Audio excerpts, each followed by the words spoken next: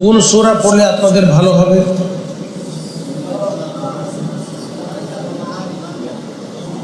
সূরা নাবা।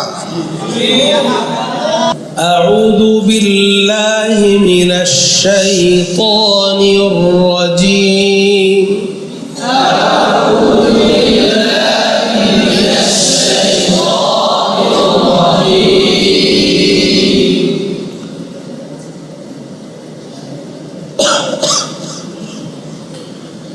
أعوذ بالله من الشيطان الرجيم.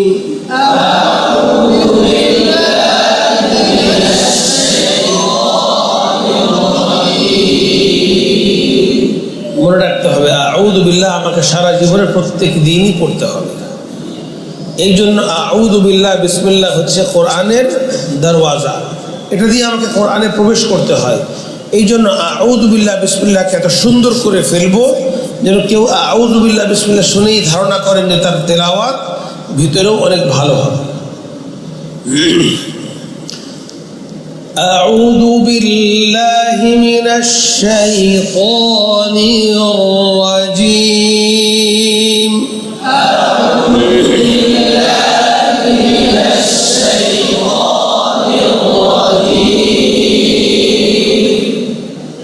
بسم الله الرحمن الرحيم. بسم الله الرحمن الرحيم. بسم الله الرحمن الرحيم. بسم الله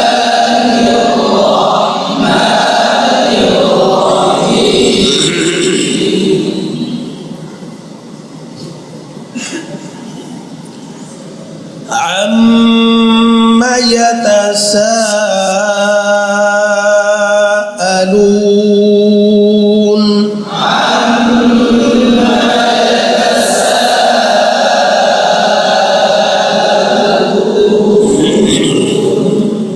মনে রাখতে হবে হামজা স্পষ্ট হবে।